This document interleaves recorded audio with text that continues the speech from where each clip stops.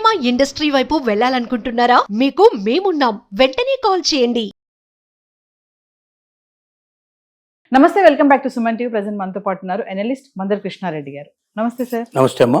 Sir, అమెరికాలో టెక్సాస్లో మరి H1B visa దుర్వినియోగంపై సంచలన వ్యాఖ్యలు అయితే రావడం జరుగుతుంది. గోస్ట్ ఆఫీస్ స్కామ్స్ అంట.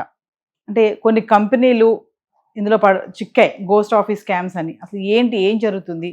మరి ట్రంప్ ఉన్నటువంటి ఈ టైంలో అసలే స్ట్రిక్ట్గా రూల్స్ ఉన్నాయి. మరి ఇలాంటి టైంలో ఇలాంటివన్నీ బయటకు వస్తే పరిస్థితులు ఏంటి అంటే?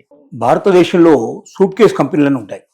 ఏదైనా ఈ దేశంలో ఉన్నటువంటి డబ్బుని విదేశాలకు పంపించాలన్నా, విదేశంలో డబ్బును ఈ దేశానికి తెప్పించుకోవాలన్నా, లేక బ్లాక్ అమౌంట్ను వైట్ చేయాలన్నా, వైట్ అమౌంట్ను బ్లాక్ చేయాలన్నా, ఇలాంటి వాటికి సూట్ కేస్ కంపెనీలు పనికొస్తాయి. అంటే సూట్ కేస్ కంపెనీ అంటే పేరుకే ఒక అడ్రస్ తోటి రిజిస్ట్రేషన్ అయి ఉంటాయి. ఓ అకౌంట్ ఓపెన్ చేసి ఉంచుతారు. అక్కడ ఇంకేం ఉండవు. దాంట్లో ఎంప్లాయీస్ ఉండరు, వర్క్ ఉండదు, ఫ్యాక్టరీస్ ఉండవు, కంపెనీ ఉండదు, ఇంకేం ఉండవు.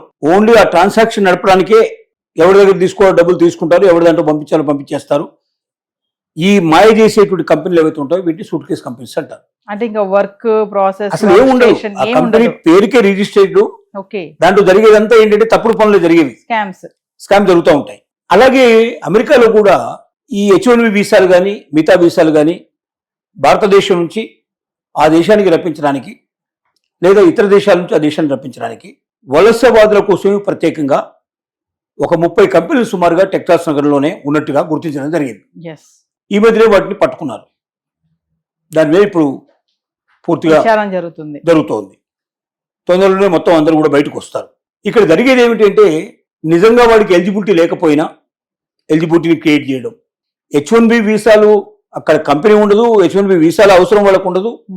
కానీ కంపెనీ ఉన్నట్టు, ఆ కంపెనీకి H1B వీసాల అవసరం ఉన్నట్టు అక్కడ లేబర్ డిపార్ట్మెంట్ కి అప్లై చేసుకోవడం, లేబర్ డిపార్ట్మెంట్ పర్మిషన్ తీసుకోవడం, అంటే మాకు వర్కర్స్ కావాలి అని వీళ్ళే అప్లై చేసేసేయడం, భారతదేశం నుంచి కొంతమంది అక్కడ తెప్పించుకోవడం, ఇతర దేశాలను తెప్పించేసుకోవడం, వాడి దగ్గర నుంచి లక్షల కోట్ల రూపాయలు తీసేసుకొని ఒకసారి అమెరికా చేరుకున్న తర్వాత ఇక మీ ఇష్టం, మీరు వేరే కంపెనీలు ఎక్కడో మీకు ఇష్టం వచ్చినంత మీరు ఇక్కడ జాయిన్ అయిపోండి, మీరు ఇక్కడ సెటిల్ అయిపోండి, మీకు పేరుకు మాత్రం వీసా ఉంటుంది, ఇది మిమ్మల్ని రక్షిస్తుంది, మిమ్మల్ని ఈ దేశం నుంచి పోకుండా మిమ్మల్ని కాపాడుతుంది అని ఇలాగా వేలాది మందిని ఇతర దేశాల నుంచి అక్కడికి వాళ్ళు రప్పించారు. అంటే వీసా కోసం ప్రత్యేకించినటువంటి H1B వీసాలకు కానీ మిగతా వీసాలకు కానీ ఏవైతే కండిషన్స్ ఉన్నాయో, ప్రాసెస్ ఉందో, సిస్టమ్ ఉందో, ఆ సిస్టమ్ అంతా కూడా వీళ్ళు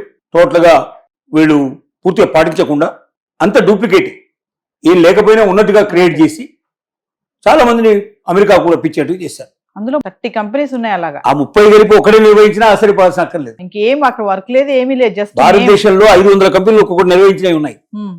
పేరుకి 500 కంపెనీలు ఓపెన్ చేస్తాడు. అసలు ఆ కంపెనీలో ఉన్న పేర్లు కూడా ఒరిజినల్ గా ఉండవు. సంతకం వీడు పెడతాడు, ఆ పేరుతోటి ఆధార్ కార్డు ఎవరితో సంపాదిస్తాడు, అక్కడ అకౌంట్ ఓపెన్ చేస్తాడు, తన ఇన్ఫ్లుయెన్స్ ఉపయోగించుకొని అక్కడ అకౌంట్ ఓపెన్ చేస్తాడు, సంతకాలు వీడు పెట్టేస్తాడు, డబ్బులు అందులో నుంచి వస్తుంటాయి, సంతకాలు పెట్టేస్తుంటాయి, అది వేరే దానికి ట్రాన్స్ఫర్ అయిపోతుంటాయి, వెళ్ళిపోతుంటాయి, జరుగుతూ ఉంటుంది. అసలు బ్లాక్ డబ్బును వైట్ చేస్తారు, వైట్ డబ్బును బ్లాక్ చేసేస్తారు. కోటాను కోట్ల రూపాయలు ట్యాక్స్ కట్టకుండానే ఈ దేశం నుంచి విదేశాలకు వెళ్ళిపోతాయి, విదేశాల డబ్బులు ఈ దేశానికి వస్తాయి. ఇక్కడ లాభాలు బాగా వచ్చినట్టుగా చూపిస్తాయి కంపెనీలు, నష్టాలు వచ్చినట్టుగా చూపిస్తాయి. వీటన్నిటికీ తోడ్పడేందుకు ఈ సూట్ కేసు కంపెనీలు ఉపయోగపడతాయి. అంటే సార్, ఇప్పుడు ఉపాధి ఆధారిత ఇమిగ్రేషన్ వ్యవస్థ ఉంటుంది కదా, దాన్ని చీట్ చేయడమే కదా సార్ ఇది?